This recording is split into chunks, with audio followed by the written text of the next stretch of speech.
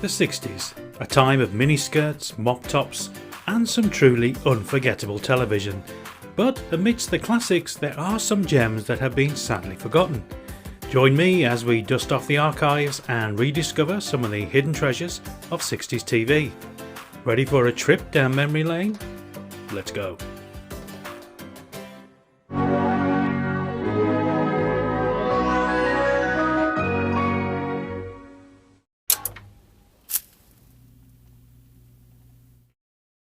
The minute one emergency is under control, I've got another to deal with. Often mistaken for a Gerry Anderson series and known as Planet Patrol when broadcast in the United States, Space Patrol made its debut on British television on the 7th of April 1963 and ran for 39 episodes until December of that same year. While it might not be as widely remembered as some of its contemporaries, the series holds a special place in the hearts of those who saw it. As mentioned, Space Patrol is often compared to the work of Gerry Anderson, but it possessed a unique quality all its own. The marionettes, while employing some similar techniques, overall had a more realistic appearance. The soundtrack, mainly consisting of electronic music, was certainly different.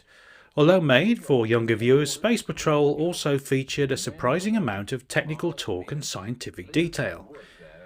The brainchild of Roberta Lee, who had previously created the likes of Torchy the Battery Boy and The Adventures of Twizzle, Space Patrol was set in the year 2100 and followed the exploits of Captain Larry Dart and his crew, Slim from Venus, Husky from Mars and their Earth-based technical genius Professor Haggerty.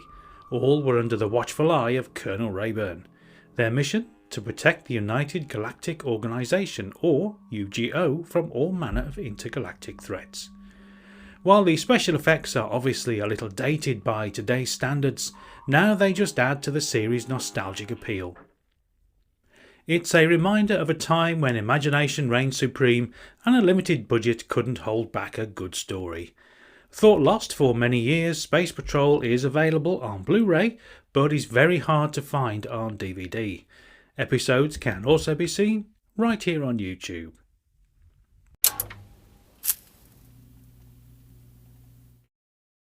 While Space Patrol was simply compared to the work of Gerry Anderson, our next entry, The Secret Service, was a Gerry Anderson produced series, albeit a lesser known, some might say peculiar one. This 1969 series was a unique blend of super marionation puppetry, the kind Anderson was famous for, and live action footage. It followed the adventures of Father Stanley Unwin, a vicar with a secret. Outwardly an eccentric clergyman, Unwin was secretly an agent of Bishop, a British intelligence agency. His missions involved miniaturization thanks to a device called the Minimizer and a whole lot of Unwinese, Unwin's own brand of gibberish designed to confuse the enemy. And yes, the character was voiced by Stanley Unwin himself, who by this time was famous for his own particular brand of intentionally mangled English language. This phenomenon of the larynx was done in the deep research of the curricula of Uppsala. This is the university where the turn of the century gave forth in this. When was the first own personal discovery of that came forth from your throat? The Secret Service was a bit of an experiment for Anderson. Looking to increase the realism of his puppet shows, he included live actors in certain long shots. It was also the last of his series to use the super marionation process. However, the show's most distinctive feature, Unwin's use of Unwinese, ultimately proved to be its undoing. Lou Grade, Anderson's financial backer for the series, believed that gibberish would make the series unsellable in America, and he decided to pull the plug after just 13 episodes. Even without the use of gibberish, the story of an elderly priest in the employ of the Secret Service was likely never going to attain the long-term appeal of the likes of Thunderbirds and Captain Scarlet anyway. Despite its short run, the Secret Service remains a fascinating piece of television history. While some have criticised the show, others consider it a forgotten gem. Whether you love it or hate it, the Secret Service is undoubtedly a unique entry in the Gerry Anderson canon. The Secret Service is available on DVD, and all 13 episodes can currently be seen on the ITVX streaming service.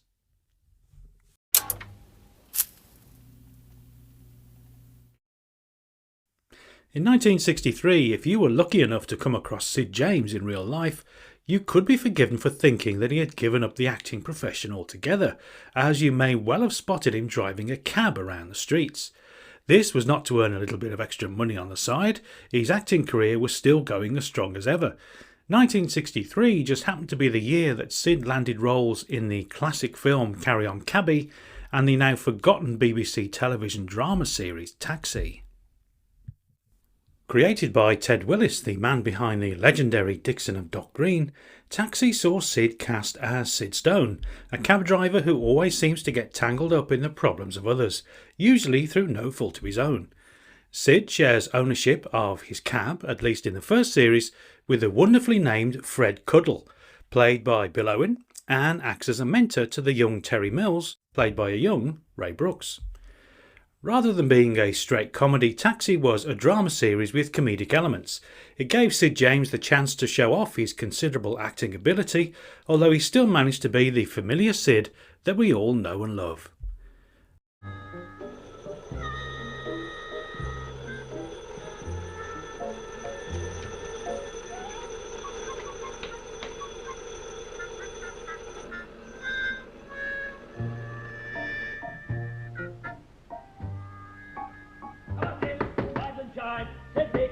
All right.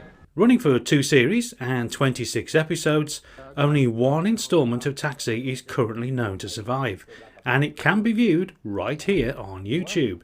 Entitled The Villain, the episode is from Series 1, and it's a treat to be able to watch at least one episode of this long-forgotten comedy drama starring the much-loved and much-missed Sid James. I haven't found out about. I'm going to phone Mrs. Mealy, I promise. Oh, I knew it. I knew you fancied her the way you spoke yesterday. She's a married woman. Well, so was Lady Hamilton. Didn't stop old Nelson, did it? Look, I promised her I'd phone so as I'd let her know what happened Yeah, today. all Now, right, just all belt up a minute, will you? Now, let's see. What's that number? Brixton 9621. Brixton? Yep. You say Brixton? Yeah. Well, that's funny. Jack Mealy lives in Forest Gate.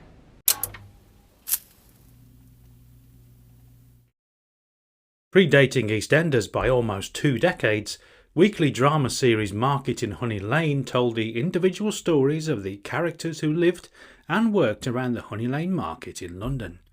The series made its debut on the ITV network in April 1967 and quickly became a ratings hit. Each episode gave viewers a glimpse into the lives of the market's colourful characters, such as the wonderfully named Billy Bush, a perpetually down on his luck gambler, cheerful vegetable seller Dave Sampson, widow Polly Jessel, who also ran a fruit and veg stall, and Harry Jolson, the flamboyant flower stall owner with a carnation in his buttonhole and a cheeky line for every lady who passed by. To bring Honey Lane to life, Makers ATV built an enormous outdoor set at Elstree, complete with shops, stores and a pub.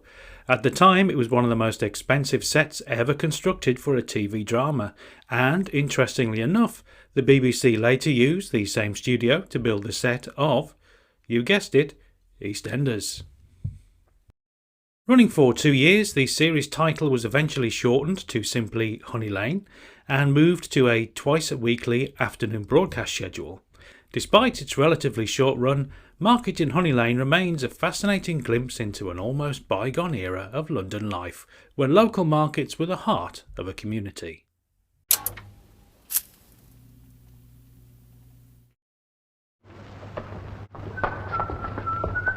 Excuse me, have you seen a policeman? No, I'm awfully sorry, I haven't. Are you sure? Absolutely sure. Isn't there one down there? No, there's none there. Is there one around the corner? But isn't there one down there? I never saw one. I'm looking for one. Are you sure there's not one up there? Absolutely certain. You're absolutely positive? Positive. Well, let's have your wallet.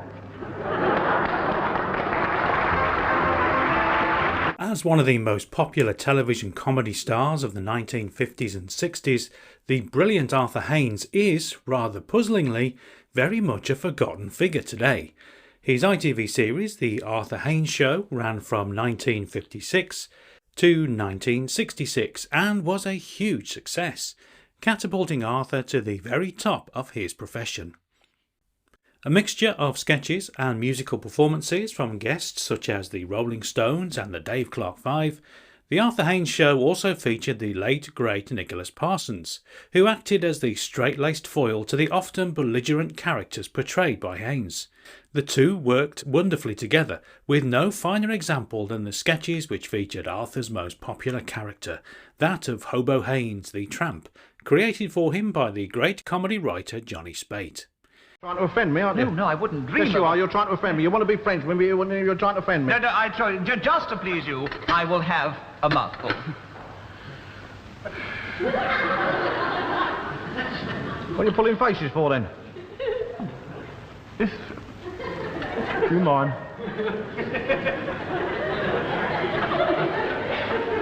This cheese is a bit strong, isn't it? Well, it's...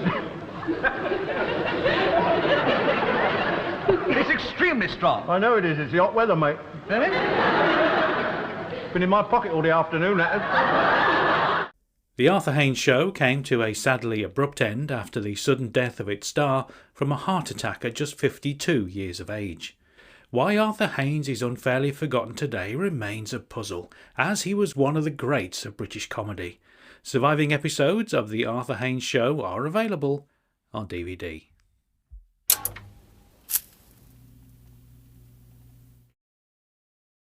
Sitcom Pardon the Expression had rather unusual roots for a comedy series, as it was actually a spin-off from the queen of television soap operas, Coronation Street.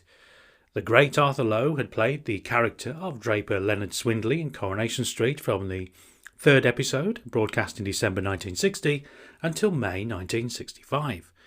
Debuting just a short time after Lowe left the street, Pardon the Expression saw Leonard Swindley take up the position of deputy manager of a department store. From Series 2, Swindley's manager was played by the prolific comedy character actor Robert Dorning. Also in the cast was Betty Driver, who would later carve her own Coronation Street legacy as Rover's barmaid and hot pot queen Betty Turpin. I've heard the folks dressing for dinner, but not in a top hat. Oh, I'm sorry. Hey, you remind me of my Uncle Arthur in that.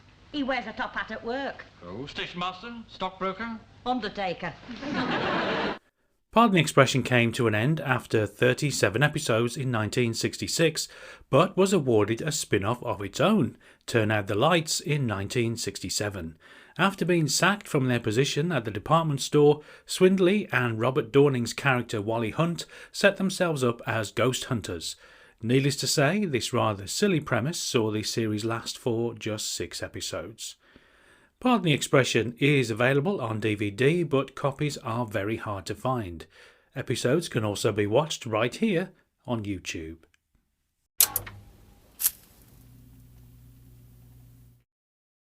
Although arguably the least forgotten of the series featured in today's video, Adam Adamant Lives is still often overlooked today in comparison to other adventure series of the time, such as The Avengers and The Saint.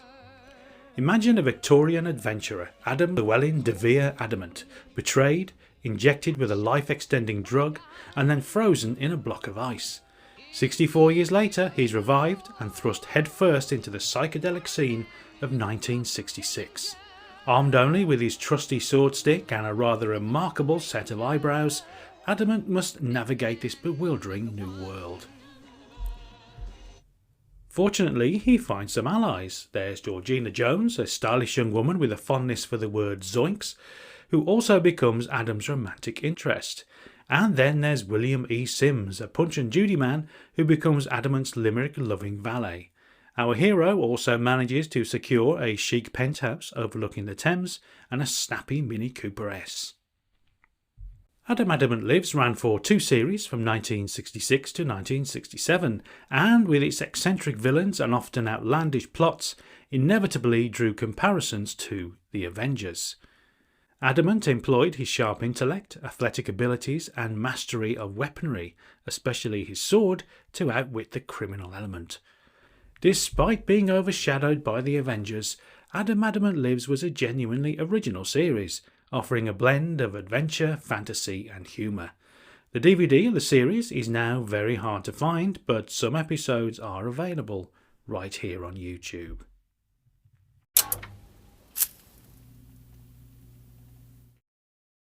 Another adventure series which programme makers seemed to do so well in the 60s, The Baron starred American actor Steve Forrest in the title role, an antiques dealer called John Mannering who works undercover for British diplomatic intelligence.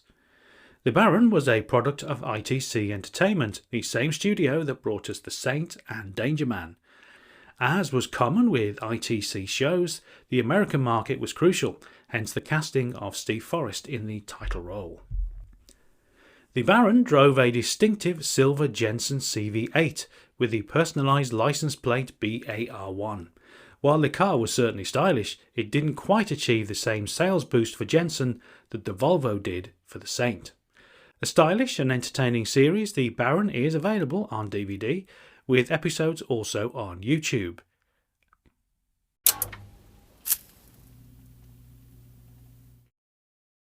One of the more unusual shows in today's video, the hugely popular Quiz Ball, was broadcast on BBC One from 1966 to 1972. Hosted by David Vine, this unique quiz show saw football players and celebrity fans represent their football teams in a sort of general knowledge-based football game. The more questions each team answered, the closer they got to scoring a goal, while the opposing team could always buzz in and make a tackle. The two teams each week comprised 4 players either side, 3 players or officials from a top-flight English or Scottish football side, and 1 celebrity fan. The winning team would go on to compete in the next round.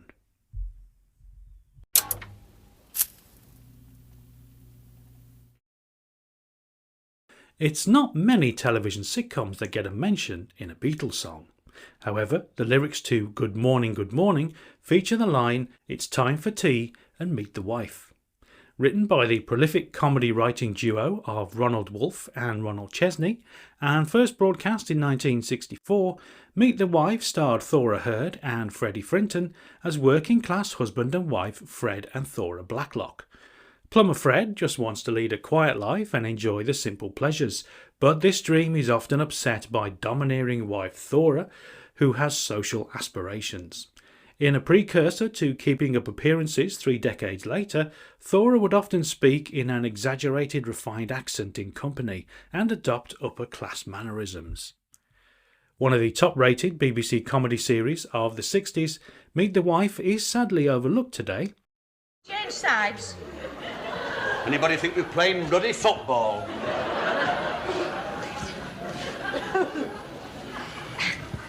Now then. Come on. Now we. Hey, here, what you doing? I only leave my head on the back. Look, that's a headboard. You're not supposed to lean your head on it. Well, what the hell's it for, then? What do you want to go and buy a bed with Edie's lard casted on for? It's daft. It's so that it moves out easy for cleaning. Well, it's out now, so give it a clean. I don't do my cleaning in my nightdress, thank you very much. I'm not like some people I could mention, you know. Not like Mrs. Hargreaves down the road. It's a good day when she's dressed by 12 o'clock, I'll tell you that one. Well, you can just get out and push it back. Go on. And while you're out, you can give me my magnesia there. Thank you. Now, be careful. Ooh. You did that on purpose, didn't you? Look at that, my magnesia's gone all over this floor. Well, it's not my fault, it's this blasted bed. It rolls about all over the place. Well, you better get something to clean it up. Come on, before it damages the ceiling. Well, if it doesn't damage your stomach, why should it damage the ceiling? I'll get out of bed and I'll do it myself. You'll only make a bigger mess of it, that's all. Where's my slippers? I'll go and get a cloth to wipe it up. Look, and while I'm going to get that cloth, will you push that bed back and wedge something behind the wheels? I don't want to be travelling around the bedroom all night. What's wrong with this blasted lamp? Oh, dear. Fred? Hey, Freddie! I thought I told you to push this bed back. Oh! Oh, Freddie! Oh, no! Although only 17 of the 39 episodes made still exist today, these are available on YouTube and DVD, although copies of the DVD are now very hard to find. Do you remember any of the series featured today? Are there any other forgotten television shows from the 1960s that you would like to see in future videos? Do please let me know in the comments. As always, many thanks for watching, and do join me next time for more nostalgic goodness.